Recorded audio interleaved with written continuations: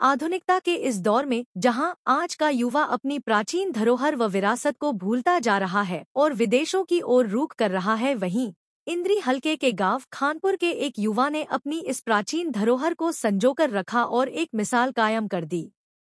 खानपुर निवासी पुष्पिंदर ने कच्ची घानी के 4 कोल्हू लगाकर अपने ही खेतों में विभिन्न प्रकार के तेल बनाने का एक कुटीर उद्योग स्थापित किया है और आज उनके उत्पाद के केवल भारत में ही नहीं बल्कि कई देशों में भी ग्राहक बन गए हैं। उनके उद्योग में प्राचीन विधि से तेल को तैयार किया जाता है। इस बारे में जानकारी देते हुए पुष्पिंदर ने बताया कि लगभग 4 साल पहले उन्होंने इस तेल उत्पादक काम को शुरू किया था। शुरुआत एक कोल्हू से की गई थी और आज 4 कोल्हू हो गए हैं। उन्होंने बताया कि वो भारत की प्राचीन धरोहर को संभाले हुए हैं और असली कच्ची घानी की विधि से तेल को तैयार करते हैं। वो सरसों, अलसी, मूंगफली, बादाम व कुसुम इत्यादि कई प्रकार के तेल इस विधि से तैयार करते हैं। उन्होंने बताया कि प्राचीन समय में जैसे बैलों की मदद से कोल्हू को चलाया जाता था और तेल निकाला जाता है, बिल्कुल उसी विधि से इन तेलों को तैयार किया जा रहा है। एक दिन में 5 से 7 लीटर तेल ही बनता है। इस विधि से तैयार तेल बिल्कुल शुद्ध होता है। नीम व कीकर की लकड़ी से तैयार कोल्हू मशीन में तैयार होने वाला तेल बूंद बूंद कर बाहर निकलता है, जिससे इसमें नीम व कीकर के गुण भी शामिल हो जाते हैं। हमारे पुराने बुजुर्ग इसी विधि से तैयार तेल का प्रयोग करते थे और स्वस्थ रहते थे। उन्होंने बताया कि मौजूदा समय में बाजार में कच्ची घानी का केवल नाम ही लिया जाता है, जबकि वो तेल भी मशीनों में ही तैयार हो रहा है। हम कच्ची घानी से तैयार तेल को छानकर कुछ दिनों के लिए खुले बर्तन में रखते हैं और 2-3 दिनों के बाद उसको अच्छी तरह से छानकर ही बोतलों में पैक करते हैं। उन्होंने बताया कि हम केवल कांच की बोतल में ही तेल को पैक करते हैं और पर्यावरण का ख्याल रखते हुए प्लास्टिक का कोई प्रयोग नहीं करते हैं। पुष्पिंदर ने बताया कि शुरुआत में उनको काफी दिक्कतें आई, लेकिन आज उनके तेल की बाजार में बहुत मांग है और उनके पास ऑनलाइन ऑर्डर आते रहते हैं। उन्होंने कहा कि यदि नेक नियत से किसी भी सामान को तैयार किया जाए तो उसकी बाजार में बिक्री करने में कोई दिक्कत नहीं होती है। उन्होंने कहा कि अब तक कई लोग उनसे इस विधि की पूरी जानकारी लेकर अपना काम कर रहे हैं। यदि कोई भी युवा कुछ नया करना चाहता है और मेरे इस काम को करना चाहता है तो वो उसकी पूरी मदद करेंगे। पुष्पिंदर ने कहा कि आने वाले समय में वो अपने खेतों में एक गौशाला भी बनाने जा रहे हैं।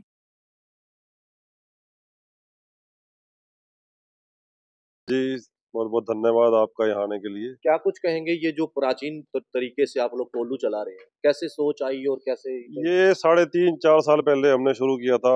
अब ये था कि जैसे समाज में इतनी दुर्गति है बैलों की, तो कुछ ऐसा शुरू किया जाए जिससे ये भी एक प्रॉफिटेबल उसमें आए कि लोगों को पता लगे कि इनसे भी आप कुछ उपयोग में इनको ले सकते हो। तो शुरू तो था कि चक्की चलाई जाए, जो चक्की चलती थी पहले। तो चक्की बनाने वाला कोई उस टाइम पे मिला नहीं, तो तब कोल्हू की तरफ आए थे हम। एक कोल्हू से तब शुरू किया था हमने 3.5-4 साल पहले, और अभी 4 कोल्हू यहाँ पे चल रहे हैं। और इसके अलावा आगे भी 8 से 10 लगाने का विचार है, और 7 से 8 बैल अभी मेरे पास यहाँ पे है। तो इसमें आप जैसे आमदनी भी कमा रहे हैं, कौन-कौन से तेल निकालते हैं? आमदनी बहुत बढ़िया है अगर कोई भी शुरू करता है। मतलब इसमें आपके पास डिमांड ज़्यादा रहेगी हमेशा। सप्लाई और डिमांड का अगर आप बात करोगे तो बनता बहुत कम है। मान लो एक कोल्हू से आप दिन में 5 से 7 लीटर बना सकते हो सिर्फ। तो जैसे मेरे पास अभी 4 चल रहे हैं, तो मैं दिन में 30 से 40 लीटर बनाता हूँ। तो डिमांड मेरे पास ज़्यादा है। हमेशा मेरे पास 1-2 महीने पहले से ऑर्डर एडवांस रहते हैं। आज से नहीं, शुरू जब से मैंने शुरू किया है। तो डिमांड इसकी ज़्यादा ही रहेगी हमेशा, क्योंकि बनता इसमें कम है। और प्रॉफिट का ये है कि प्रॉफिट इसमें बढ़िया है। अगर कोई भी शुरू करता है तो अच्छा प्रॉफिट वाला काम है। कितने रुपए लीटर जो है बेच सकते हैं? मेरा बिकता है सर 500 से लेके 3000 तक का। वो सरसों का मेरा 500 का है, बादाम का मेरा 3000 का है। मतलब 500 से लेके 3000 तक का मेरा बिकता है। और यहीं से मेरी ऑल ओवर इंडिया डिलीवरी है। इसके अलावा मेरा विदेशों में भी जा रहा है। ऑस्ट्रेलिया जाता है मेरा, कनाडा जा रहा है मेरा, अमेरिका जाता है मेरा। तो यहीं से सप्लाई है मेरी। तो पहले ऑर्डर आप लोग लेते हैं उसके बाद? ऑर्डर हमारे पास ऑनलाइन आ जाते हैं सर पहले ही। तो लोग पहले से हमारे पास एडवांस रहते हैं। मतलब ये नहीं कि अगर मेरे को आज ऑर्डर करेगा तो मैं उसको आज क्या दे दूंगा। तो मेरे पास 7 से 10 दिन का वेटिंग पीरियड रहता है सबके लिए। तो अगर इस कोल्हू की बात करें तो आप लोग कौन-कौन से तेल निकालते हैं? हम यहाँ सरसों, मूंगफली, नारियल, तिल, अलसी, बादाम, इसके अलावा राम तिल है और कुसुम का तेल है। अच्छा। जी। बात करेंगे स्पेलर का जो तेल निकलता है और इससे तेल निकालते हैं, उसमें डिफरेंस क्या होता है? देखिए, जो असली कच्ची घानी है ना, वो जो ये प्रोसेस है, इसका नाम कच्ची घानी है। बाजार में जो भी कच्ची घानी के नाम से कुछ भी बिकता है, वो कच्ची घानी का तेल नहीं है। अब जो इसका बेस दिख रहा है आपको, ये नीम से बना हुआ है, और जो लाठ इसको पीसता है, ये बना हुआ है कीकर से। तो जो भी इसके अंदर तेल की पिसाई होगी, इसमें नीम और कीकर दोनों के गुण तेल के अंदर विद्यमान है। स्पेलर में ये है कि स्पेलर में जो भी तेल निकलेगा वो 100 डिग्री से ऊपर गर्म हो जाता है। इसमें आप हाथ लगा के देखो, ये रूम रूम टेम्परेचर पे है। असली जो कोल्ड प्रेस के नाम से जो भी मार्केट में बिकता है, असली कोल्ड प्रेस या वुड प्रेस, ये वाला तेल है। ये 2 से ढाई घंटे में जाके एक घानी इसमें बनती है, और बूंद बूंद करके इसमें तेल निकलता है। तो जितने भी तेल के जो न्यूट्रिशन वैल्यू तेल में है उस बीज में, वो एज इट इज इस तेल के अंदर विद्यमान है। किसी भी तरीके का इसमें न्यूट्रिशन को कोई हार्म नहीं हुआ है, और जितना भी एचडीएल है किसी भी तेल में, वो इस तेल में एज इट इज विद्यमान है। तो कोई भी जो पोषक तत्व है, किसी से कोई छेड़छाड़ नहीं प्रोसेस में। कहने का मतलब है कि गर्म चीज होने से वो कहीं ना कहीं वो जो पोषक तत्व है सर, खत्म हो अगर जाता आप आयुर्वेद को फॉलो करोगे, तो आयुर्वेद हमें ये कहता है कि कोई भी अगर आप तेल यूज करोगे ना अपने यूज के लिए, तो वो सिर्फ एक ही बार गर्म होना चाहिए। तो स्पेलर ने उसको पहले ही गर्म कर दिया, जब आप बनवा रहे हो। घर पे लाके जो हमारी माताएं बहनें हैं, उसको दोबारा गर्म कर देती हैं। जब हम खाते हैं तो तीसरी बार है वो, तो तब तक उसका सारा एचडीएल सब खत्म हो जाता है स्पेलर के अंदर ही। इसके अंदर जो भी है, बिल्कुल ठंडे से भी ठंडा तेल है। तो कहीं ना कहीं ये सोच कहाँ से आप कही, ये तो बहुत पुराने समय की ये चीजें थी बस जो सर, पुराना जो भी कल्चर था वो बड़ा वास्ट था हमारा, तभी हम लोग बीमारियों से बड़े दूर थे। और जो आधुनिक कल्चर है, इसकी तरफ जितने हम अग्रसर हैं, तभी हम इतनी बीमारियों से घिरे हुए हैं। तो प्राचीन जितना भी है, जैसे आटे की चक्की का भी हमारा है आगे के लिए, कि आटे की चक्की भी हम चलाएं, यहाँ मसालों की पिसाई भी जो हमारा, इसको प्राचीन परंपरा बोल लो या इसको वैदिक परंपरा बोल लो, तो ये सब एक छोटा सा प्रयास है कि रिवाइव हो, और लोगों को भी पता लगे कि हमारी जो प्राचीन संस्कृति थी वो कितनी ज्यादा वो थी यहाँ पे। तो कहीं ना कहीं जो युवा आपकी वीडियो देख रहे हैं, अगर वो इस तरीके का कार्य करना चाहते हैं तो आप उनसे बताएंगे इस बारे में? मैं सर 20 से 25 लोगों को ट्रेनिंग दे चुका हूँ, अलग अलग स्टेट से हैं वो। उनमें से कुछ लोगों ने अपना शुरू भी किया है। तो जो भी सीखना भी चाहते हैं, तो उनके लिए पूरी ट्रेनिंग या जो भी हम सहायता कर सकते हैं, तो उसके लिए हमारी तरफ से कोई किसी को वो नहीं है। तो प्रोसेस क्या रहता है, मतलब किसी भी चीज का तेल निकालने के लिए क्या प्रोसेसिंग करते हैं? तेल में 10 किलो इसमें डलता है एक बारी में। तो 10 किलो आपने सामान डाला इसमें, तो 2 से ढाई घंटे में उसकी पिसाई होगी। बनने के बाद कोई फिल्ट्रेशन नहीं है किसी तरीके की, तो उसको धूप में रखते हैं 3 दिन के लिए, विदाउट फिल्ट्रेशन है सारे के सारे तेल। उसके बाद उसको टीन या कांच, प्लास्टिक का मैं यूज करता नहीं कहीं किसी तरीके से। अगर कोरियर में मेरा जाता है कहीं पे, तो वो टीन के कैन में जा रहा है, 1 लीटर और 5 लीटर के ऑप्शन में। कोई बाय हैंड यहाँ से आके, बड़े सारे लोग हैं जो गुड़गांव, दिल्ली, फरीदाबाद तक के यहाँ से आके लेके जाते हैं, उनके लिए कांच की बोतलें हैं। तो प्लास्टिक का कोई किसी भी तरह का कोई यूज नहीं है। कार्बन एमिशन जीरो है पूरे की पूरी इसमें, कोई देखो लाइट का कोई किसी तरह का कोई यूज नहीं है।